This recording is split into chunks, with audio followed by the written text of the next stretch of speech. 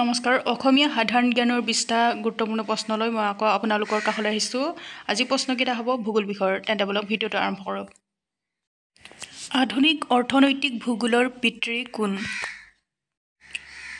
উত্তৰ জৰ্জ চিজহাম। শিল্পোৎপাদন প্ৰক্ৰিয়া কোন প্ৰকাৰৰ বৃত্তি? উত্তৰ দ্বিতীয়ক বৃত্তি। IUCNৰ সম্পূৰ্ণ ৰূপটো কি? উত্তৰ international union for conservation of nature.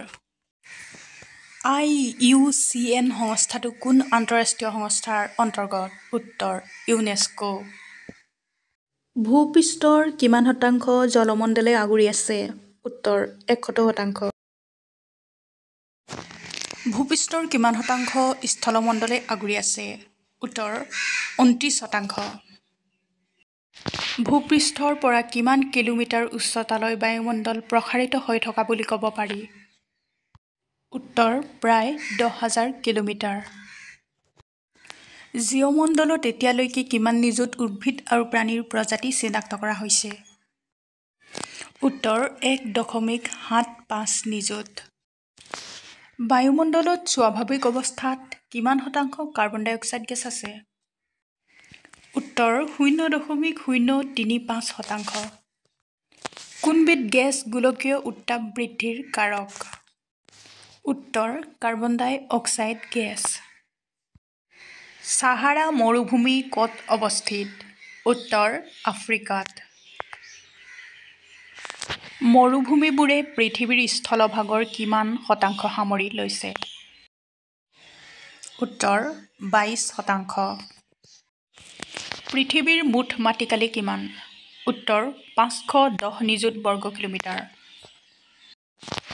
পৃথিৱীৰ সৰ্ববৃহৎ মহাদেশ কোনখন? উত্তৰ এছিয়া মহাদেশ। পৃথিৱীৰ সৰ্ববৃহৎ মহাসাগৰ কোনখন? উত্তৰ প্ৰশান্ত মহাসাগৰ। পৃথিৱীৰ গভীৰতম খাতটোৰ নাম কি? উত্তৰ মেৰিয়ানা বা চেলেঞ্জাৰ খাত। ফকলেণ্ড দ্বীপটো ক'ত অৱস্থিত? উত্তৰ আটলাণ্টিক মহাসাগৰত। এছিয়া মহাদেশত মুঠ কিমানখন দেশ আছে?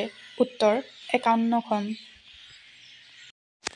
পৃথিৱীৰ উচ্চতম শৃংগটোৰ নাম কি? উত্তৰ মাউণ্ট এভাৰেষ্ট। পৃথিৱীৰ উচ্চতম মালভূমিখনৰ নাম কি? উত্তৰ পামিৰ মালভূমি। ই এছিয়া মহাদেশত অৱস্থিত। বন্ধু-বান্ধৱীসকল, আজি আপোনালোকৰ বাবে আগবঢ়ালোঁ অসমীয়া সাধাৰণ জ্ঞানৰ ভূগোল বিষয়ৰ 20টা অতি গুৰুত্বপূৰ্ণ প্ৰশ্ন। ভিডিঅ'টো চাই কেনে পালে জনাবলৈ নাপাহৰিব। লগতে মোৰ চেনেলটি ছাবস্ক্ৰাইব কৰি দিব।